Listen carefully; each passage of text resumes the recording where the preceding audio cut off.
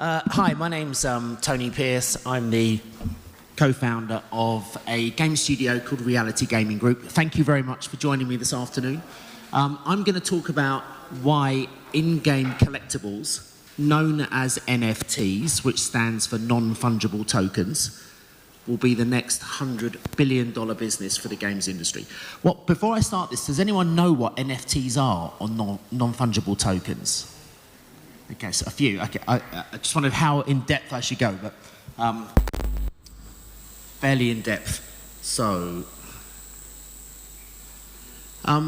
content is king. So back in 1996, Bill Gates penned an essay and said content is king.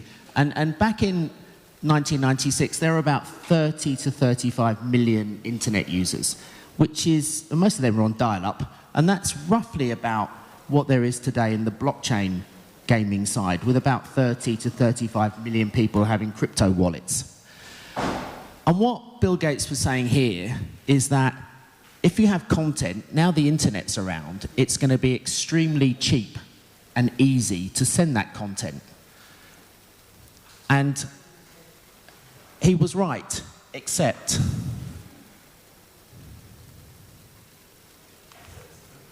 for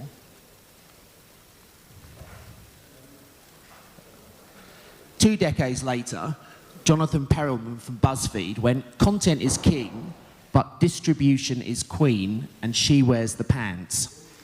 And what he meant by that was that Bill Gates was right, content is important, but without distribution, you could have the best content in the world, but if no one finds it, then what's the point? If you take, what's happening now, you've got Game of Thrones. Without HBO, that wouldn't be around. Angry Birds without the app stores, that wouldn't be around. Pokemon without Nintendo, that wouldn't be around. Basically, content today is being strangled by distribution. But where this is changing is with the blockchain. And thanks to the blockchain, we're now switching back to where you, the content owner, is important. So before I get into this, let me tell you what I do. So I'm the co-founder of Reality Gaming Group. We are a game studio that has developed 2 platforms. The first platform is an augmented reality geolocation platform, similar to what you see if you play Pokemon Go or The Walking Dead, in our case, Reality Crash. It's a map-based game. And the second is a digital asset trading platform, which basically is connected to the blockchain and tokenizes limited edition, in our case, weapons, which can then be used in the game or withdrawn out the game and played in other games or sold to your friends. And they are basically NFTs, non-fungible tokens. So NFTs are a game changer. NFTs are a new asset class, and NFTs are true digital asset ownership.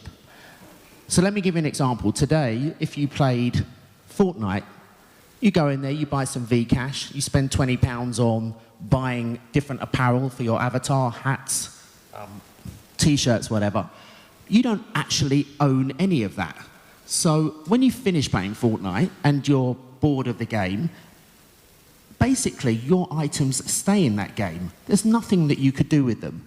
I mean, if you can imagine today, if you went into H&M or Topshop or whatever clothes store you have here, and you bought a shirt, and that clothes store went bust, your shirt would disappear in the way that games work today.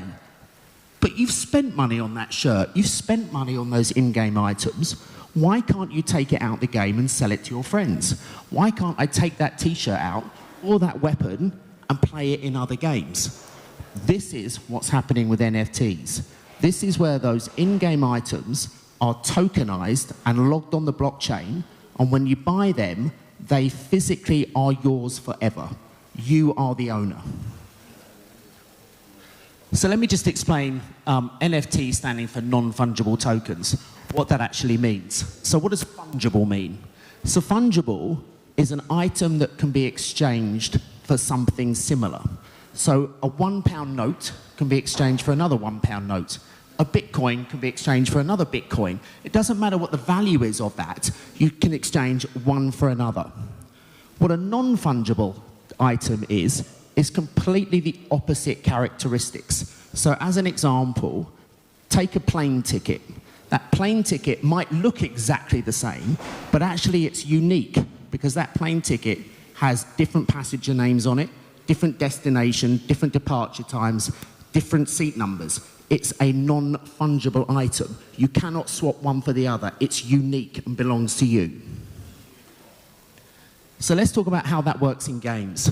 So a non-fungible item in a game is a digitized in-game asset. Collectibles, in other words. So they're best known as being for collectibles. They're rare, they're scarce, which is like what Oscar was talking about. And each item, when you buy it, is assigned to you. You now own it.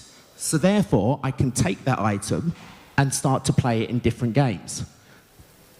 But gamers, when they're finished with it, can then sell it on to their friends and potentially even make a profit. Because if they're rare and they're scarce and there's only a few around and the game becomes really popular, I really want to have that because it looks really cool. So NFTs give players real ownership of in-game items. All items are logged on the blockchain confirming validation. The blockchain confirms it's unique. Players can sell, trade, or use their NFTs in different games. And as I said before, excuse the pun, but they are a game changer. So these are some rare examples and real examples of what digitized items are trading for today. So Gods Unchanged, this Hyperion card, sold for $60,000. Magic the Gathering, the Black Lotus card, sold for $87,000. F1 Delta, 4 months ago, that Formula One car had a unique skin on it, sold for $110,000. And probably the most famous, if you're into blockchain gaming, this Crypto Kitty, that particular exact kitty sold for $170,000. The reason? Because there's only one of those in the whole world. And gamers want it because actually they think it might go up in value.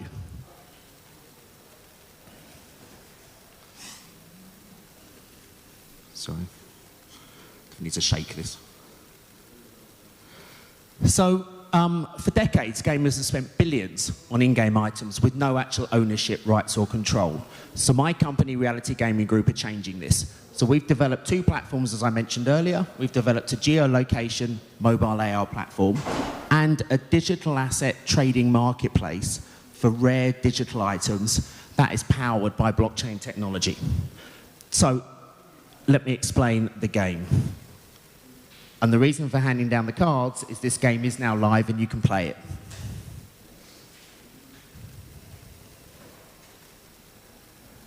So the first feature title that goes on our platforms is Reality Clash. It is the world's first AR mobile combat game combined with in-game digital item trading. So think Pokemon Go meets Call of Duty with tradable items. You can challenge your friends. You can go into full AR combat. You can navigate a 3D world of your city. And you can build and customize unique guns, which, if they're NFTs, you can then take out the game and sell to your friends. So here is a quick video trailer. I wish I knew what to point this at. If you go back one, that one, just play that. Yeah.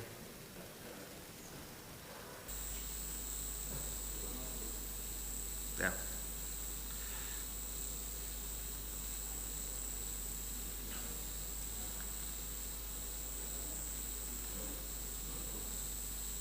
Okay.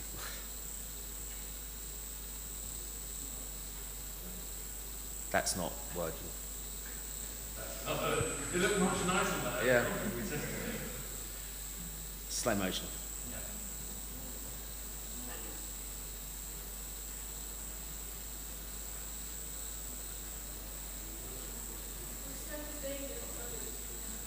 Yeah, or you could just download it. Yeah. Yeah, if you can go back.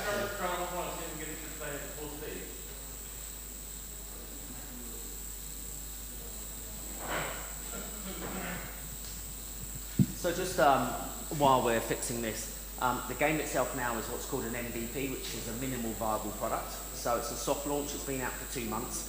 The soft launch is to test servers. So you can see a map of your city for about 2.5 kilometers, and you'll see where the enemy is, and you can go into combat with those guys.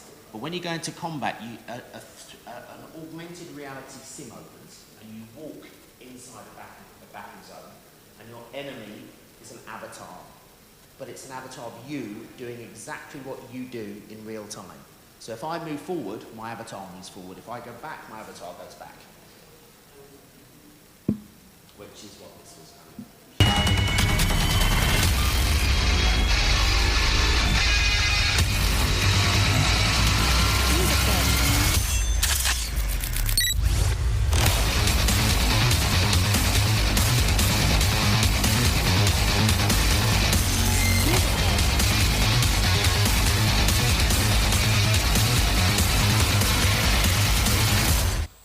You can see that on our website. It shouldn't jump, but you can see the idea. So it really is kind of groundbreaking in terms of the AR.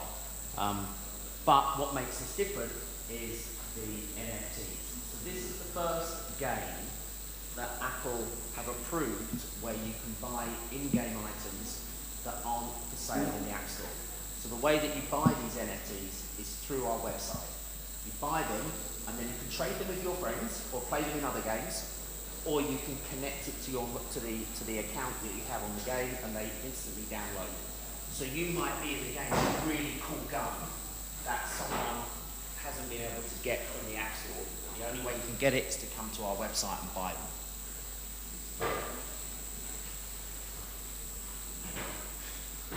So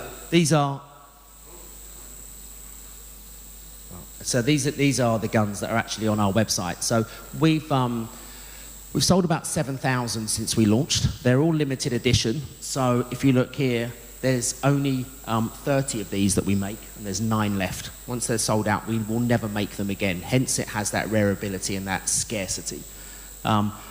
These 400 RCC, that stands for Reality Clash coins. The RCC is like a virtual currency, but actually it's a crypto token that you can buy from us with a credit card or through exchanges where you buy Bitcoins. And people, if we put a gun up, it is sold out within a week, or even in a couple of days in some cases, and people are then reselling them through secondary marketplaces and actually making money. You become a virtual arms dealer in this case. So you buy them before they sell out. Once they're sold out, they're never developed again. Reality Clash players are speculating if the price of the weapons will go up or down. Each gun is logged on the blockchain with a proof of purchase. When you buy one of these off our website, it then goes to the Ethereum blockchain, it logs it there, and then emails you back a certificate with a stamp on, with a picture of the gun, and your unique serial number. The gun then appears in your account on our website, where you can see it in 3D, and then you can either download it into the game or trade it. So you can trade these guns in secondary marketplaces or on our website and make real money, because the RCC coins can then be traded back for fiat currency through exchanges where you buy Bitcoins. Or, and this is the key thing, which I've mentioned, you can download these into the game, and 9 times out of 10 people that have downloaded the game don't know these exist, and when they see one it's like, wow, where'd you get one of those? Hence, that's how you find out about these exclusive weapons.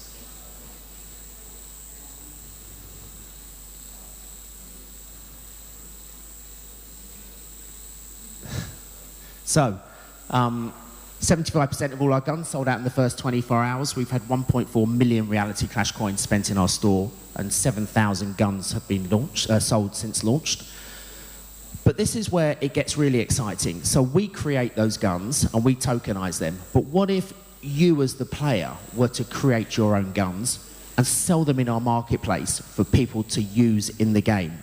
That's when it takes it to another level, because you're engaging that user. They are actually making the gun, we are tokenizing it, we're putting it into our marketplace where people are buying them, and they're getting a revenue share on each sale.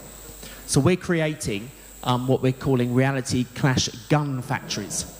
And basically, this allows you to download a weapon creator and allows you to create your own guns and create your own skins.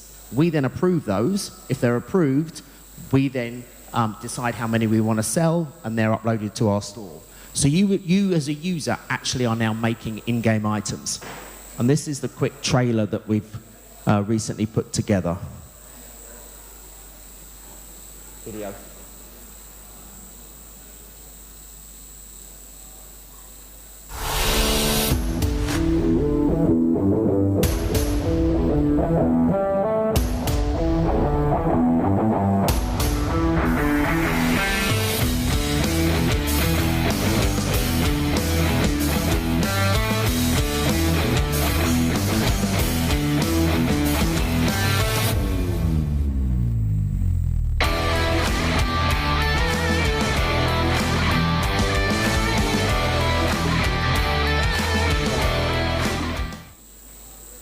So you're now not only playing in the game, you have the choice of buying our guns, but you can actually create your own weapons. And then because they're tokenized on the blockchain, you can then take them off and sell them through secondary markets. So this is not our store. This is another marketplace that allows users to buy tokenized NFTs. This is a store called OpenSea, which is one of the biggest crypto collectible NFT marketplaces. There's thousands of items up there that are tokenized. If you come on to here, each one of these guns have been bought on our website and withdrawn to this marketplace. It's like an eBay for NFTs. And there are thousands now being traded daily. Not just of our guns, but just of everything else, like those crypto kitties and digital cards. So the other great thing about NFTs is that they can be used in other games. So we've built Reality Clash as a mobile game that's exciting in its own right, that you can download these guns in. But hey, I own this gun. I'd like to go and play it in other games. So we're building mini games such as a tower defense game. We're building sniper practice games where you can download the guns that you bought. We're now talking to other developers that are creating their own games that users of our weapons can play in, because they're tapping into a community where we have hundreds of thousands of players that have bought these guns and going, we want those players. We want them to take their content, their items into our game. So it's a great way of other games companies getting our community and our players almost for free by offering them the ability to use their in-game items in their game.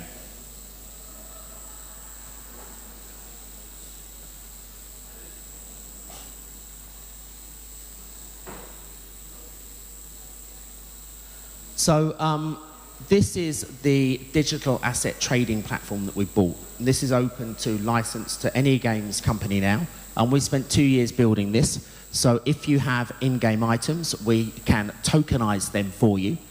So we have all the tools that we can give to you. Each item is secured on the blockchain. We're blockchain agnostic, so Ethereum, Tron, EOS are three of the most popular gaming blockchains. We can track the history of that item. So with the weapons that we have, those guns, we know when it was sold, how many players it's had, and how many kills it's had. We literally can tell the history. So in 10 years' time, we can tell if one gun's really, really popular, how many people have owned that. And you, as the new owner, can find that out. In our account, you can go into your trading history, and it will tell you every player in the world that's ever had it and what price it was resold for. We create the wallet for you, so when you come on, you don't have to have a crypto wallet, you don't have to go through any of that. We actually build that for you on our site. We have payment solutions, so you can buy currency with credit cards, with Ether, with Bitcoins. You can withdraw items into other games, and we build marketplaces where you can trade and sell them. So that's all part of the DApp platform. So let me just leave you with this, and I think Oscar kind of tapped on this, the size of the market. So the market now is almost $138 billion, of which 70 billion is mobile games. But what's amazing with that 70 billion is that actually it's only made up of 3% of people. 3% actually spend money in your game. I mean, that's quite incredible.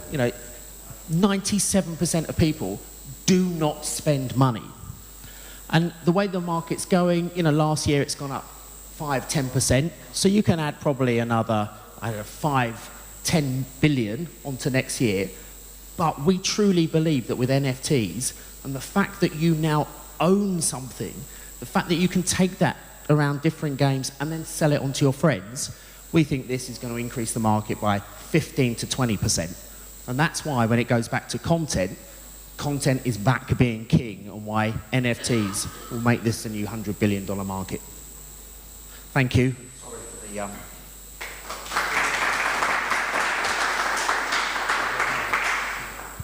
Thank you, Tony. That was great. And obviously I'm biased because my involvement in it. But I think the thing you said is really important for me, is this idea that the uniqueness that happens with a digital asset that's captured on the blockchain. Do you think people have really understood the power of that yet? Actually, what we're trying to avoid is the word blockchain. We don't want anyone to be confused by that. So the whole idea is, in fact, NFTs are a confusing name. What we're saying is the item that you buy is, we say, wrapped, tokenized, and it now belongs to you. How that works in the background, if people want to delve into the technology and how it connects to the blockchain and gives it its own personal serial number, is fine. But from a user's point of view, they just want to know, I've bought this item, it's now mine, and I can do what the hell I want with it.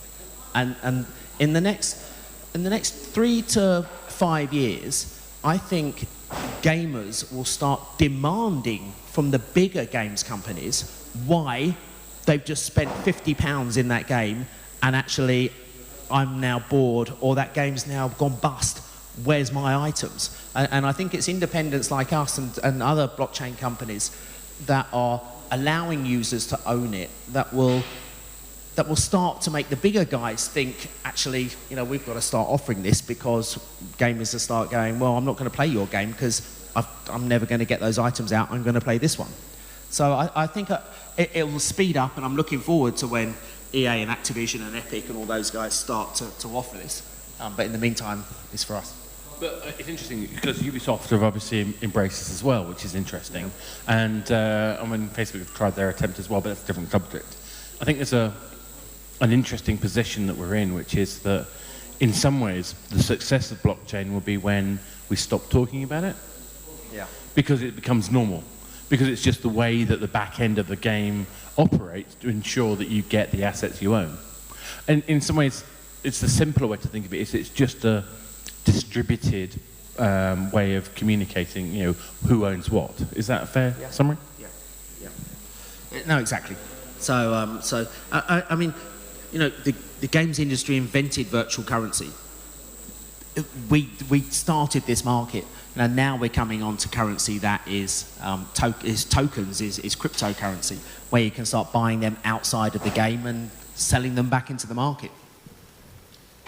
I think, like I said, we'll move on in a second, but I think it's really interesting kind of thinking about this process, particularly because it's where the gameplay meets the assets that I think is powerful. And I think your experience where you're now starting to build mini games, you're starting to encourage other developers to use that. Is